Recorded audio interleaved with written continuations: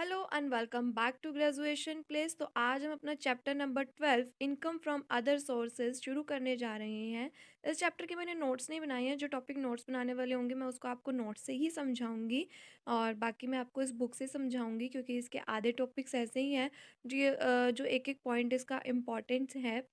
तो अगर मैं उसके नोट्स बनाऊँगी तो फिर वो डायरेक्टली ऐसे के ऐसे ही लिखे जाएँगे। तो जो टॉपिक होंगे मैं उसको सिर्फ वही बता दूँगी आपके नोट्स के ज़रिए से। बाकी आप इसमें से ही स्टडी कर लो, जो बताने वाला पॉइंट होएगा मैं वैसे ही बता दूँगी, आपको समझ आ जाएगा कितना पढ़ना है, कितना नहीं पढ़ना है। सो हम इस चैप्टर को शुरू करते हैं। तो उन्होंने क्या बात कही है कि इनकम फ्रॉम अदर सोर्सेज़ जो है, ये हमारे इनकम के हेड्स का लास्ट हेड जो है वो होता है। इसमें क्या होता है कि जो भी हमारी इनकम किसी और हेड के अंदर जो है टैक्सेबल नहीं हो पाई हैं फर्स्ट 4 हेड्स के अंदर, जैसे कि हमारा सैलरी हेड हो गया, हाउस प्रॉपर्टी हेड हो गया, profit and gain of business और प्रोफेशन या कैपिटल गेन। इन चारों हेड के अंदर वो इनकम जो है अपना प्लेस नहीं फाइंड कर पाई है टैक्सेबल होने के लिए। सो वो हमारी इनकम फ्रॉम अदर सोर्सेज के अंदर इनकम जो है टैक्सेबल होगी। अब जो हमारा इनकम फ्रॉम अदर सोर्सेज है, इसको हम दो तरह से क्लासिफाई कर सकते हैं। सबसे पहले कि income specified under the section 56 subsection 2, या फिर ये कह सकते हैं कि specific incomes chargeable under this head of income, या फिर other income are chargeable under the head income from other sources. तो ये दोनों ही पॉइंट्स हमारे इंपॉर्टेंट हैं। इसी पे हमारा पूरा चैप्टर डिपेंड करता है कि हमारे को इससे नॉलेज आती है कि कौन कौन से हमारे जो हैं वो टैक्सेबल होने चाहिए इनकम अदर सोर्सेज के अंदर। तो सबसे पहले हम पहला पार्ट करते हैं, specific income chargeable under this head of income under the section 56 sub section 2। सो इसमें सबसे पहला पॉइंट आता है जो कि चार्जेबल होना चाहिए अंडर दिस हेड की कोई भी अगर डिविडेंड रिसीव हो रहा है तो वो इस सेट के अंदर चार्जेबल होगा। अगर कोई भी हमारे को लॉटरी से, क्रॉसवर्ड पजल से, किसी भी रेसेस से, जैसे कि हॉर्स रेस से हो गया, कोई कार्ड गेम है या कोई भी अदर ऐसी कोई गेम है जिससे कि हमारे को विनिंग हो रही है, उससे इनकम रिसीव हो रही है, तो वो हमारी अदर सोर्सेज के हेड में टैक्सेबल होगी। अगर कोई भी हमारे को एसएससी को अमाउंट जो है वो रिसीव हुई है उसके एम्प्लॉयज़ से as a contribution to any provident fund, तो इसके एम्प्लॉय से कोई भी ऐसा सुपर एनुएशन फंड, तो कोई भी प्रोविडेंट फंड के उसमें कोई भी एम्प्लॉय को कंट्रीब्यूशन रिसीव होता है under the employee state insurance act 1948, तो वो इनकम फ्रॉम अदर सोर्सेज में टैक्सेबल होगा। फिर उसके बाद अगर कोई भी उसको इंटरेस्ट ऑन सिक्योरिटी की वे में इनकम रिसीव हो रहा है, तो वो भी इनकम फ्रॉम अदर सोर्सेज में टैक्सेबल होगा। उसके बाद कोई भी मशीनरी, प्लांट और फर्नीचर जो कि उसने खुद अपना हायर करा था, मतलब कि रेंट पर लिया था, और वो उसको लेट ऑन कर देता है, लेट आउट कर देता है, मतलब खुद वो उसको रेंट पे दे देता है, तो उससे अगर कोई भी जो इनकम उसको रिसीव हुई है, अगर वो profit and gain of business और प्रोफेशन में टैक्सेबल नहीं हुई है, तो वो हमारी under the head income from other sources में टैक्सेबल होगी। उसके बाद इसमें भी वही केस आ जाता है कि रेंटेड मशीनरी, प्लांट और फर्नीचर को वो लेट आउट कर देता है बिल्डिंग के साथ। तो अगर जो है बिल्डिंग हमारी मशीनरी, प्लांट और फर्नीचर के साथ इनसेपरेबल है, सेपरेट नहीं हो सकती है, और profit and gain of business और प्रोफेशन के अंदर टैक्सेबल भी नहीं हुई है, सो उस केस में वो इनकम फ्रॉम अदर सोर्सेज के अंदर टैक्सेबल होगी। उसका जो हमने फर्स्ट चैप्टर में एक पॉइंट पढ़ा था कीमन इंश्योरेंस पॉलिसी का इनकम की मीनिंग के अंदर, डेफिनेशन के अंदर, कि अगर हम कीमैन इंश्योरेंस पॉलिसी करवाते हैं अपने एम्प्लॉयज़ के उस पे, तो वो 3 तरह से टैक्सेबल होती है। पहला केस तो ये होता है कि वो एम्प्लॉय को मिल जाती है, तो वो under the head salary taxable होता है। कंपनी को मिलती है तो पीजीवीपी हेड में टैक्सेबल होता है। पर अगर किसी तीसरे उसके लीगल हायर को रिसीव होती है एम्प्लॉय के, तो वो अदर सोर्सेज में टैक्सेबल होती है। तो इसमें वही पॉइंट बता रखा है कि अगर वो उसके लीगल हायर को इनकम रिसीव हुई है, सो वो हमारी अदर सोर्सेज में टैक्सेबल होगी। उसके बाद उन्होंने कह रखा है कि अगर कोई पर्सन को प्रीवियस ईयर में कोई भी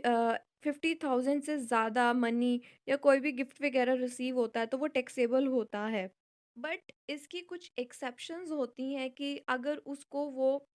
किसी रिलेटिव से, किसी विल के अंडर इनहेरिटेंस के, या फिर उसकी मैरिज पे, या किसी की डेथ पे, या किसी भी लोकल अथॉरिटी से, किसी भी ट्रस्ट से, किसी भी फंड के रूप में, किसी भी ट्रांसफ़र के अंडर या किसी भी इंडिविजुअल को एक ट्रस्ट क्रिएट करने से कुछ भी रिसीव होता है, तो इन सभी केसेस में अगर उसको वो 50,000 से ज़्यादा कोई भी गिफ्ट या फिर वो मनी रिसीव होती है, सो वो इन केसेस में इनकम फ्रॉम अदर सोर्सेज में टैक्सेबल नहीं होगी। वैसे तो किसी भी हेड में टैक्सेबल नहीं होगी, बस वो अगर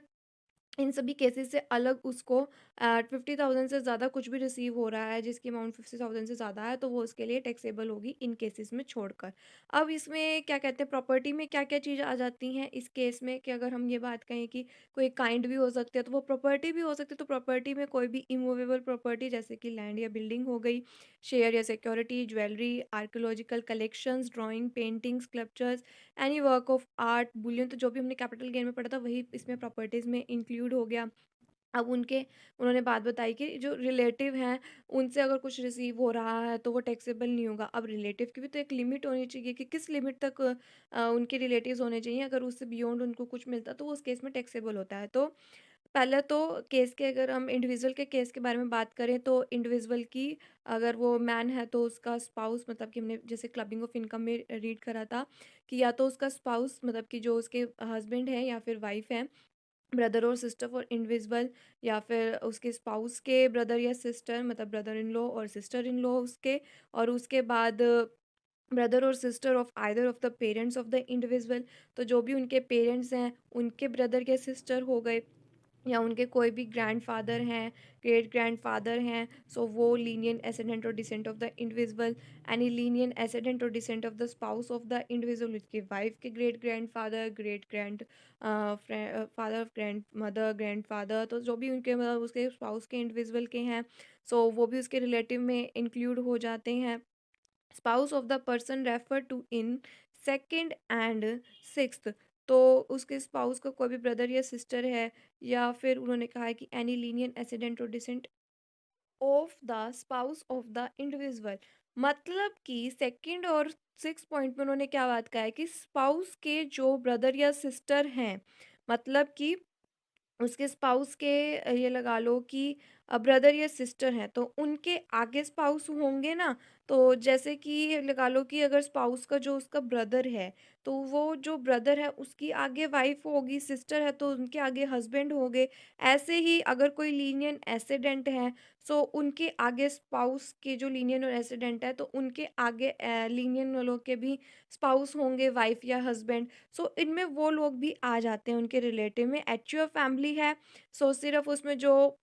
मेंबर होते हैं फैमिली के वो आ जाएँगे। अब इन्होंने एक एग्ज़ाम्पल से बताया है कि मिस्टर रमेश को एक गिफ्ट रिसीव हुआ है, अब हमारे को ये बताना है कि उसके रिलेटिव में कौन-कौन एग्ज़म्प्ट होगा। तो रमेश की वाइफ़, रमेश के ब्रदर या सिस्टर, रमेश की वाइफ़ के ब्रदर और सिस्टर, रमेश के फादर के ब्रदर सिस्टर, रमेश की मदर के ब्रदर और सिस्टर, और रमेश के ग्रेट ग्रैंडफ़ादर, ग्रैंडफ़ादर या फादर, और अगर रमेश की एज जो है वो ज़्यादा है तो उनके सन, ग्रैंडसन और ग्रेट ग्रैंडसन रमेश के,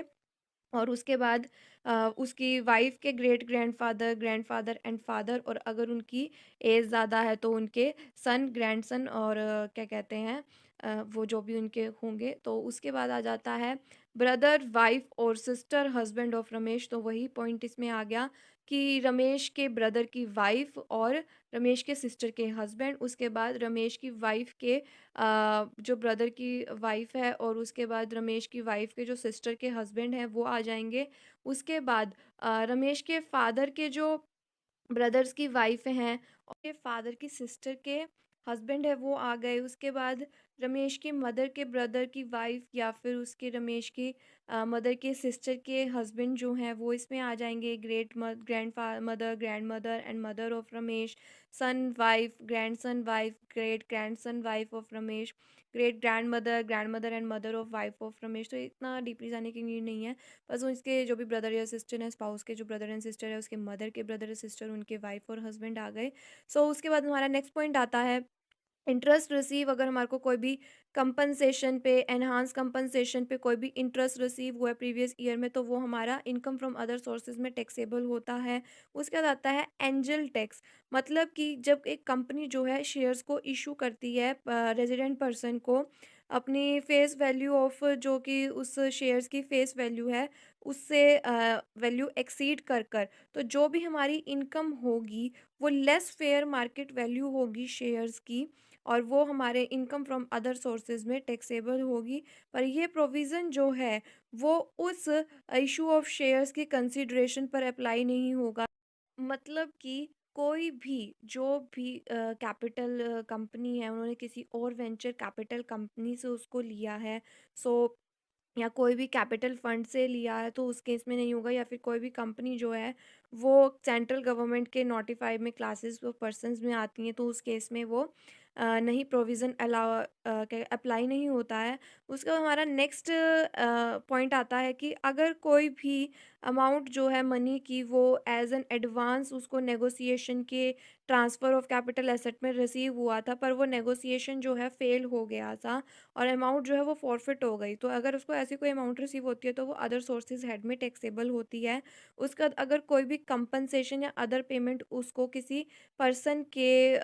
कनेक्शन में मिलती है कि उसके एम्प्लॉयमेंट की टर्मिनेशन हो रहा है या फिर उसकी टर्म्स एंड कंडीशंस जो हैं वो मॉडिफाई हो रही है, सो वो income from other sources head के अंदर टैक्सेबल होता है। सो आज के लिए बस इतना ही। अगर आपको मेरी वीडियो अच्छी लगी हो, so please do like share and subscribe my channel and don't forget to press the bell icon and please do comments. अगर आपको मेरे लिखे हुए नोट्स चाहिए हो तो आप मुझे मेरी जीमेल पर कांटेक्ट कर सकते हैं। My Gmail ID graduationplay756@gmail.com। Thank you.